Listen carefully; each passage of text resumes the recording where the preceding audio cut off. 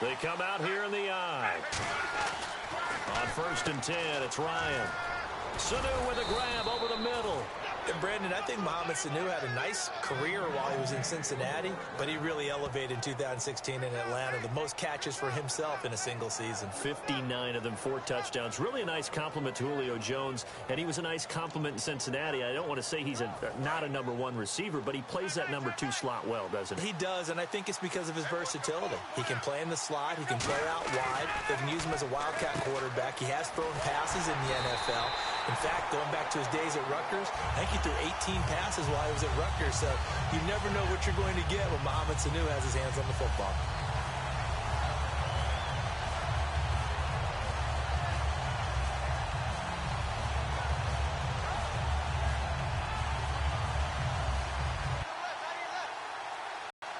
Tight end Jacob Tamme there. And it's 3rd down. A glance at the starting unit. Julio Jones, a threat on the outside, of course. Combines great athleticism, incredible speed, and a whole lot of toughness to be one of the better receivers in the NFL.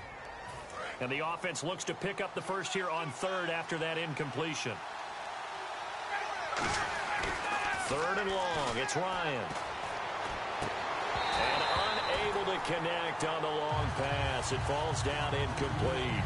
And he's certainly not a guy that drops that football very often. Indeed, because that's a bit of a surprise. I know he's in the middle of some traffic and people, bodies all around him, but he usually has the focus to haul that one in.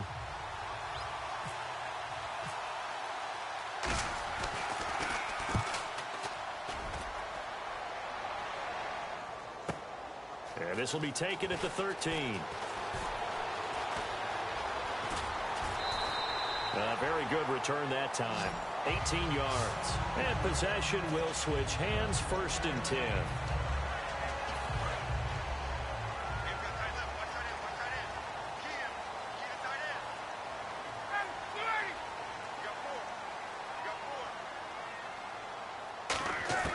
Now Ryan on 1st down. Hits his target. It's Taylor Gabriel. And he's finally taken down, but not before getting across midfield and across the 45-yard line. Never make the mistake that the slot receivers, especially the little guys like we're watching here, are just quicker than fast. A lot of them combine quickness and speed, and they catch a lot of footballs, as we just saw there. The first carry for the tailback, Devontae Freeman. Give him 11 yards that time and a new set of downs. And when you watch Devontae Freeman run the football, you can almost close your eyes and hear him running the football, can't you? Because people just scatter. I mean, you know, when he goes through a pile, it moves in a positive direction for him. I just love how hard he plays the game. 1,000-yard season. He had 11 touchdowns last year. In March, 25 years old. So he's kind of hitting that sweet spot for a running back, isn't it? He really is, and I still remember the evaluation of him coming out of college. He does everything well, but you weren't sure he had a dominant trait. Well, wrong about that. He's dominant just about everything he does, and I think that he's going to continue to elevate his game and seek a 3rd Pro Bowl in 2017. And I know it seems like we say this a lot in broadcast booths, but a quarterback can hold on to the football too long in these situations. I think he did right there. Oh, I agree with you totally. Sometimes you have to understand situations. Get rid of the football, save some yardage to make it less to gain for the next down. Instead, he was so hipped on ball security, he held on to it and took a big sack. And he's unable to haul it in, so it falls incomplete over the middle 3rd of the field, and that brings up 4th. It looked like they had something there, but I think that he was thinking about running with the football before he actually hauled it in, and that led to a big drop.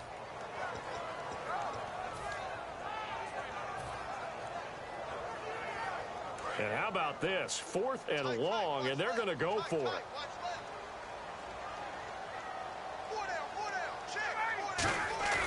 They're good. 4th down. It's Ryan. Atlanta now coming out on the field. And they'll be looking to avoid what happened last time with just punting the football. But when you look at how teams play the game, that complementary football comes into play. How do I take care of my defense? How do I take care of my offense? Well, The defense is taking care of them in a lot of ways. Now it's time for the offense to jump things up and help their defense out. Give them a little bit of rest. Yeah, time for them to give them a rest. Took the words right out of my mouth. It's a 6-yard gain on the ground, and that'll make it 2nd and 4. Some runs are blocked so well, you almost forget that someone has to carry the ball to gain the yardage. The leverage by the offensive line to create space up front, really well done. Again, they'll run with Freeman. And he's going to get it down to the 33-yard line here. Just 4 yards on the pickup, but that's good enough to extend the drive. So many teams want to throw the ball in this situation nowadays, but I love watching a team that has enough confidence to go ahead and run the football. In that situation, that's almost a tendency breaker. And a new set of downs here after picking up the first on the ground. They'll throw on first down with Ryan. And complete on the right side. It's Tammy. 11 yards on the pickup, and that leads to an Atlanta first down. How about the timing on that one? Boy, they were in sync, weren't they? 3-step drop, balls out of his hands, right to the tight end. Nice completion, just like they do it in practice. Freeman, the lone man in the backfield. They go play action here on first down. That is caught at the 7. Over 1,400 yards last year for Jones. Just 6 touchdowns, but, you know, of course he had the big 300-yard game. However, when he was blanketed with coverage, he always opens things up for other guys, doesn't he? He does, and that's what's benefited Atlanta's offense. Other guys were able to step up. In 2016, Mohamed Sanu stepped up and had his best year as a pro. Austin Hooper, as a young tight end, really developed down the stretch. And Taylor Gabriel, who had come over as a free agent from Cleveland, he really flourished, actually led the team in touchdown catches. But there's only one Julio Jones, and you want to get the ball to him as much as possible.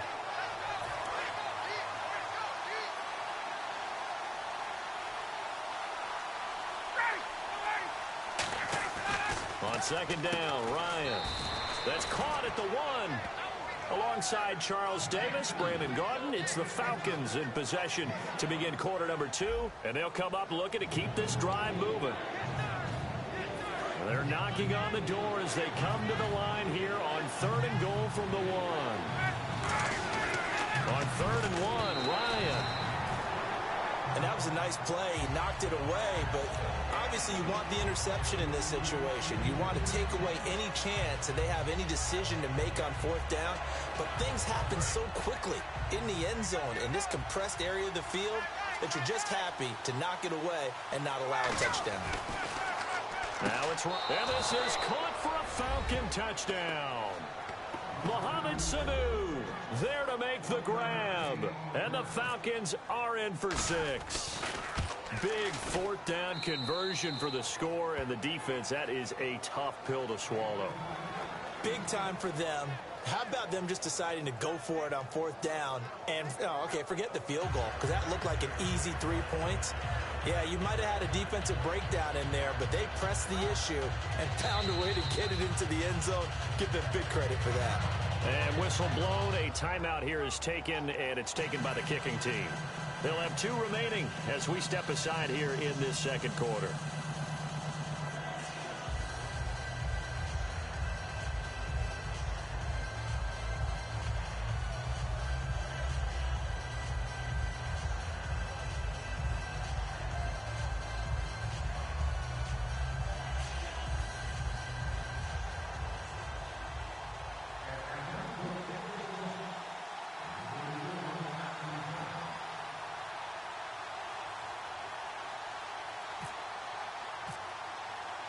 Now after the touchdown, it's Bosher to kick it away. That'll be taken in the end zone. And he'll take this up past the 20 and down at the 22-yard line. So out come the Falcons now. And last time this unit was out here, costly turnover, and then that turned into 6 points. They've got to make amends. And how many times have we sat in meetings with coaches and they use the term complementary football? Offense take care of the defense, defense take care of the offense. That didn't happen on the last possession. This is a chance for them to pick themselves back up and help their team. Yeah, we'll see if they can recoup and recover. I know exactly why he tried to throw the ball to Julio Jones there. He's never considered covered. He's either too fast or too strong. You always try and get it to him. Especially on those deep passes.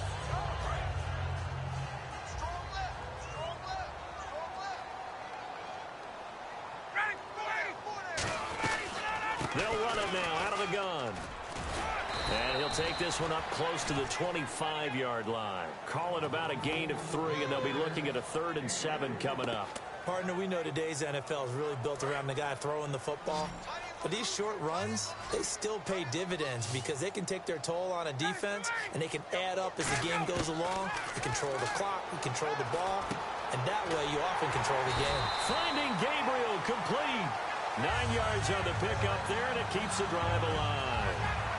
He went in route there from the slot for the completion.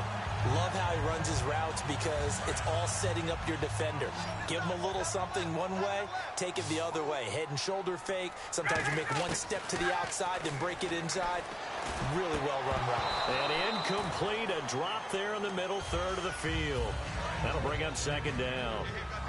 Little lull in the action here to go over an offseason storyline. It's kind of interesting. L.A. a couple years ago, they have no teams, and now they're going to have 2 with the move from San Diego to L.A. What does that mean for the league and for the Chargers? It seems like an easier transition, doesn't it, than St. Louis when they moved back to Los Angeles. Less to become culture the Rams. shock. Less culture shock, less, obviously geography, the whole deal.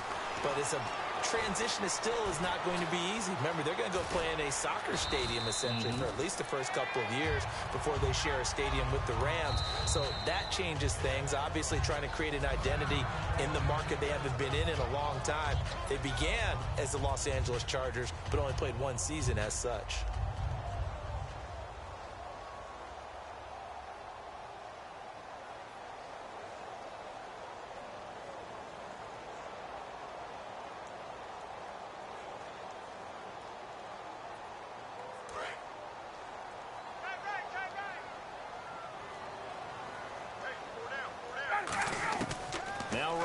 On 2nd down.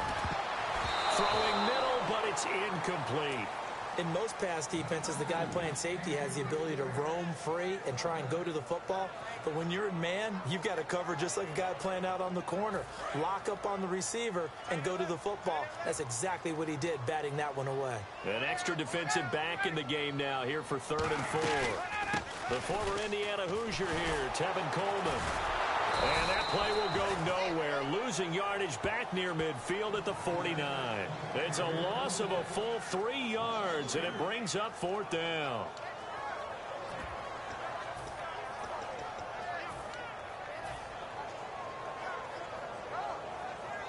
So it looks like the offense isn't going anywhere. They're going to go for it on 4th and 7. Here we go on 4th down with Ryan. And this is Gabriel on the catch. And he's got the first before he's brought down at the 39-yard line. And that's what you've got your tough little slot receiver for, isn't it? Right there, those 4th down conversions in the middle of the field. He knows that's where he has to make his living, and that's where he has to make plays to help his team.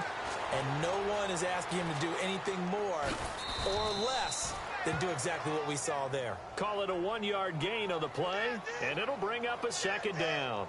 Yeah, he only gets a few yards on 1st and 10, but he's better off doing that than throwing an incompletion or even worse, an interception. Well, just play after play after play on this long drive for the offense. On 2nd down, here's Ryan. And he slings one that's incomplete. He was looking for Mohamed Sanu there, and that'll make it 3rd down.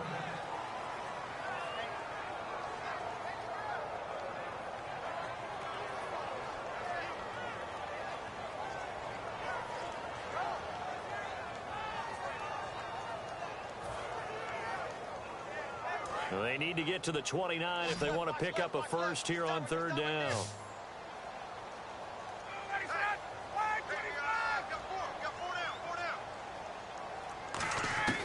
On 3rd down, Ryan. And he's got his man in stride, complete. And he gets the first down here as he's taken down at the 24. Going old reliable there to the slot on 3rd down. And the slot position has become the bane of just about every defense's existence because how do you cover? Do you go with a bigger guy to try and use size? Got to try to go with a quicker guy, and sometimes you even get out quick there. Very difficult to match up with that slot. And he fires one that's intercepted. Ricardo Allen with a pick. And he'll bring this one back to the 29. 2 minutes to go here in the first half. We're back to Atlanta right after this timeout. They come out with one back and three tight ends. And complete on the right side, it's Tammy. And he'll be out of bounds up past the 45. 17 yards on the pickup there, and the drive will continue. Coaches always harp on the quarterback reading the defense and getting it to the open man. That's good recognition there. And how about what he did after the catch? Yeah, hit your tight end, let him get some rack. Yeah, when he gets moving, not many guys want to come over and put a hit on him, do they? And Jones has it over the middle. Give him 9 there on the first down completion. That was a nicely run slant route, and what the receiver's trying to do is make the defender think he's going upfield for a deeper route, and then breaks it off, usually after about 3 to 4 steps, and cuts towards the middle of the field. And now what he's trying to do is use his body to keep the defender away from the football and give the quarterback a really nice target. Freeman, the lone man in the backfield. Now Ryan. He's got his man on the crossing route. A really nice pickup of 14 yards, and it moves the sticks. I like that one, partner. They go back-to-back with excellent gains, and really it shouldn't be a surprise who they were throwing the ball to. He's their best guy. Yeah, we knew that they would get him involved early. They're doubling down on getting him involved early. Don't be surprised if they'll come right back to him again. They haven't shown the propensity to be able to stop him.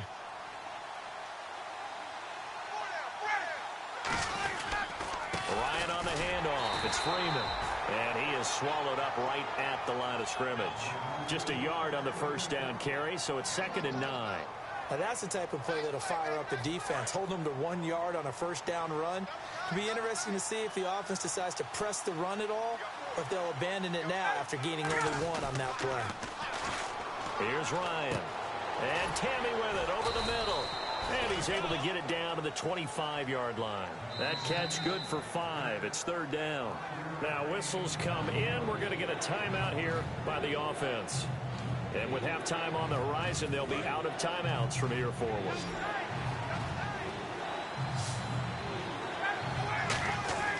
Here's Ryan. And this is going to be incomplete. And I think the end result, knocking the ball away, was a product of understanding where they were on the field, understanding how many yards they needed to pick up the first down, and tightening their coverage accordingly. Gave them no gaps, no spaces, no real air in which to catch the football, and end up making a really nice play. And Bryant's kick is good. And the lead moves to 10-zip. It's a little bit of time left here in the second quarter, but they get the field goal near the end of the first half to expand that lead. Yeah, that's got to feel good, but they can't let up. Now on the kickoff, they've got to make sure they don't give up a big return or big yardage to set up the other team for one last chance to score themselves. And not wanting to risk anything here late in the half, he'll just take a knee and they'll bring the football out to the 25. Now the Falcons offense, they get ready to head back out here. And with time quickly fading here in the second quarter, not sure how aggressively, offensively they want to play this. I think we'll find out just how much they trust their guys in this situation if they decide to take a shot. Hey. 4 down. Try to shake off the interception. He'll look to throw. He's going to rifle one deep left side. And that one falls incomplete. Looked like he might have had position there, but he couldn't hold on and it's 2nd down. And when all else fails as a defender, when you're not there in the coverage, your best friend is exactly what we saw there. A big play shot taken by the offense. Unfortunately, it ended in a big drop. And he takes a shot on the release as this will be incomplete. When defenses get to the quarterback that quickly, a lot of times it's called a jailbreak. It wasn't quite that fast, but fast enough that he had no time to look downfield and set himself to throw the ball. And as he tried to do that, he was hit, and it forced an incompletion. And for the Falcons, 5 men in the secondary, now on 3rd. Ryan, and he comes back with one complete. It'll be a gain of 8, but it'll also lead to a 4th down. Now hold everything here. We're going to get a timeout by the offense. It's just their first, so they'll have 2 remaining here before we get to halftime. And how about the call here? They need 2 yards in their own territory on 4th down, and they're going to go for it.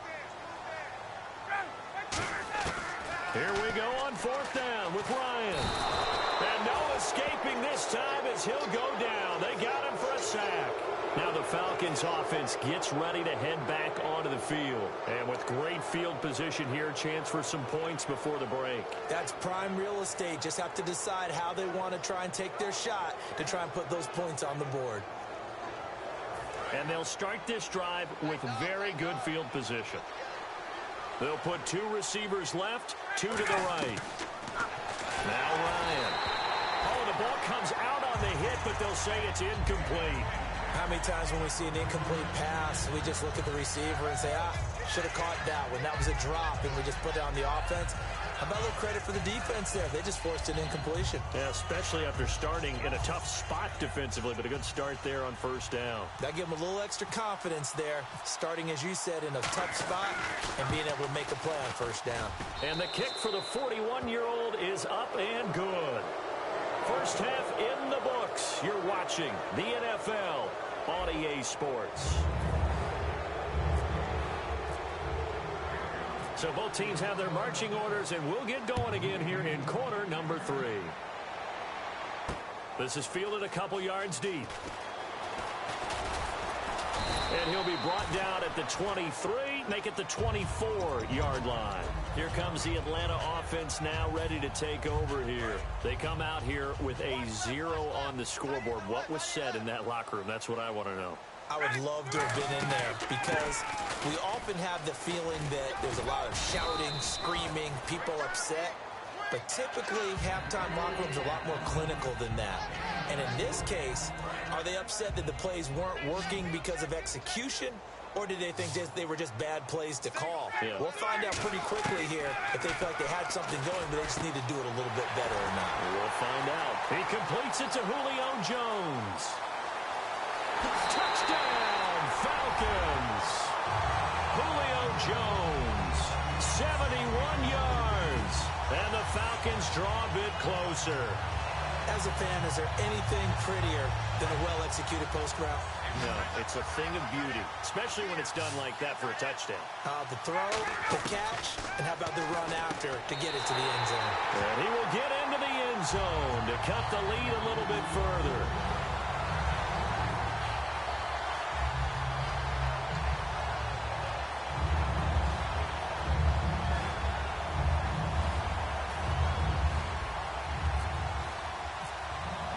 Now after the touchdown, it's Bosher to kick it away. That's fielded in the end zone. And he'll get it up past the 20 to the 22-yard line. Here comes the Falcons offense. It's their first possession of the second half now. And they're not going to play this conservative, I don't think. They had a field goal last time, and they're up, but they're looking to put a drive in the end zone. Oh, I agree with you totally. No one goes out on the field and says, all right, let's just settle for 3, except in certain situations, trying to ice a game, that sort of deal. Most of the time, it's end zone, and that's what you're thinking, and I believe that's exactly what they're thinking as they begin this one. Yeah, no quarterback ever goes out there saying, hey, let's get 3, right? Not one that I've ever met. Quarterbacks love slant routes because the receivers are breaking right into their line of vision, and receivers love them as well because they're getting the ball on the move and able to catch it and try and get upfield and gain additional yardage. They come out with 1 back and 3 tight ends. He couldn't quite hold it. Got hit. Ball pops out. Incomplete. CD, wanted to get your thoughts just on the landscape of the offseason for each of these teams. Super Bowl in the rearview mirror, but so much going on. People look at the draft a lot, but there's a lot more that goes into the offseason for these front offices, is there not? It certainly is, and then even before we get to the draft, you start with the combine. You know, that's held in Indianapolis every year, and you have about 350 of the top prospects coming together to get their physicals and interviews and on-field performance, and all that will get evaluated along with their game tape. And then you've got the free agents, all right? That starts, I believe, in early March, where now the free agents can start moving around to different teams. So your team's starting to take a little bit of shape there, free agency, because then the draft's coming up. You're trying to put your team together with new draft picks, have everyone start to move in one direction. And then you have the OTAs and minicamps. We get to see them on the field for the first time, and we start to get a better idea of how these teams are going to look when the fall begins. And that'll hit in the end zone. Much too much leg there. That'll be a touchback. Atlanta now coming out on the field. And they'll just simply be looking to build off the confidence of the last time out where they scored a touchdown. And confidence is powerful, isn't it? When you've scored once, you feel like you can go back out there and get it done again. Doesn't matter what the defense throws at them. They feel like they're in a groove right now, and they want to get out there and show it. Yeah, hoping to stay in that groove here this go-around. And this is Gabriel on the catch. And he'll get this up to the 34-yard line. A good gain of 14 there, and it moves the chains. Cool under pressure right there, escaping the pocket and finding what I think was not his primary target. And some of these guys are just so comfortable getting outside of the pocket that they'll do it on purpose. It doesn't even need to be a breakdown. They move, and they know it affects the defense, because a lot of times you get lost in coverage in the secondary, and I think you're exactly right. Wasn't his primary target. Found a secondary guy who sprang open, probably because of his movement out of the pocket. They'll run it now out of the gun, and the hole closes quickly. He gets it across the 35 to the 36-yard line. Desmond Trufant there making the tackle. Well, so many times we look at a short run and we praise the offense for trying to set the tempo and establish things, but the defensive guys, hey, they just won the battle there. It wasn't a big run given up. They don't always have to absorb the body blows. Sometimes they dish them out themselves. A nickel back added defensively as they look to stop this 3rd and 8. It's a gain of 5, but it'll lead to a 4th down. Frustrating for a defense, energizing for an offense. Finding a way to create that type of yardage in your running game, that'll make the guys carrying the ball very, very happy. Now, the offense is not leaving the field. They're going to stay out and go for it on 4th and 3. They'll indeed go. Ryan hit, and he lost the football. So certainly an interesting call there to go for it. And the Falcons will take control of the football in great field position. Atlanta now coming out on the field. And a tight game after punting last time. See if they can get something going on this drive. As they head to the field now, with the game this close, you've got to feel there's a sense of urgency for them going on offense right now. But they have to do it without letting panic. And he is into the end zone for a Falcon touchdown. Devontae Freeman taking it in from 24 yards out. And the Falcons will extend their lead. Well, partner, that was another explosive run. And one thing I've learned in our time in this game, yes, the offensive line has to get a lot of credit, but for big runs to occur, the wide receivers have to block well downfield. And then you have to have a good guy carrying the ball too, right? Oh, without a doubt. You need that difference maker lugging the rock. Now after the touchdown, it's Bosher to kick it away. That'll be taken in the end zone. And he'll make it across the 20 as his guys will set up shop at the 23-yard line. And the Falcons now making their way back out onto the field. And last time out, went for it on 4th down, turned it over, gave them great field position, turned into 6 points, so they've got to recover here, Charles. It's amazing what one decision can do in the chain of events, right? The decision to go for it on 4th down Caused all of that. It caused every bit of it, but it should. Well, this is taken in. It's complete. A very nice pickup of 33 yards. And at this stage, down in the second half, looks like they just wanted to find a way to get it in the hands of their playmaker, and they did. I think you're exactly right. I don't think the coordinator's looking at his play sheet and trying to figure out which play will work well. He's trying to figure out how to get the ball to the playmaker that you just described. Looking down at that sheet, you find people plays, not necessarily X's and O's, and that's exactly what they did there. Now, he's got their only touchdown. This offense struggling. They target him again. Everyone is looking for the hot hand, and sometimes you just don't have it. Maybe it's just lukewarm. But you go to that guy and try and turn it hot. Try and get things going. Find a way to get everything kick-started. As you noted, he has their only touchdown, so he's had the most success in the game thus far.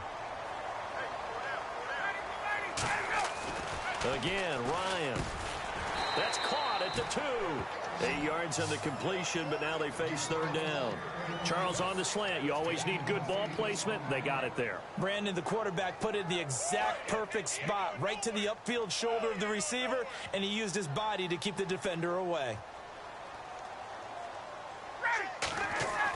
On 3rd and 1, Ryan. And this one will wind up with him losing yardage back to the 4-yard line. And a loss of 3 to bring up 4th.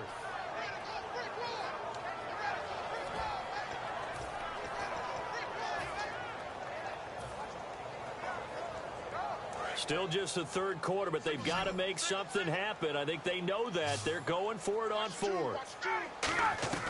They'll try and throw for it with Ryan. And it is incomplete. They're turned away on 4th and goal. And the Falcons able to muster together a goal line stand. Atlanta now coming out on the field. And not great starting field position here for the offense. They come out here in the eye. They'll try to get the ground game going with Freeman. And they'll hit him for a loss as he's back to his 2-yard line. Well, in that play, the expression, don't blink, you might miss something, certainly applied. That was fast. Defense diagnosed the play, and it was over in a heartbeat. And the offense moving in the wrong direction here now as they face a 2nd and 12. Now Ryan back into his end zone. And Jones has it over the middle. 8 yards on the completion, but now they face 3rd down. So here we go, a 3rd down after the 2nd down pass completion. Back now in Atlanta. It's the Falcons. They've got the football. They've got the lead as we get set to start the 4th.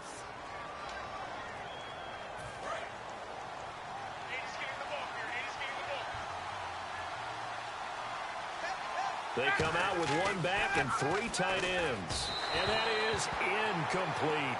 I'm not sure we could spot any tendency here on this 3rd down. They could have run it or passed it. Either one was available. They chose to try and get it through the air, but they were unsuccessful. And with things looking pretty good on the scoreboard, they're going to keep the offense out there and go for it here on 4th.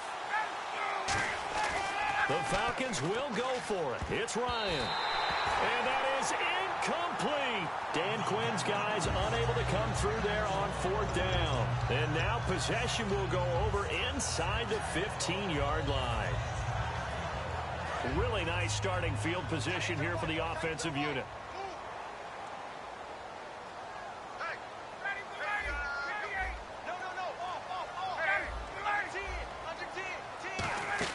They go play action here on 1st down. This is caught. It's Sanu this time for a Falcon touchdown. Mohamed Sanu from 10 yards out. And the Falcons have cut it to within a score. Here we go now as we get set for a big 2-point conversion. To throw for it is Ryan. And this one incomplete. So they went for the 2. They don't get it. Protection was field. If you have that much time to throw the ball, someone's going to shake free and you'll find an open receiver.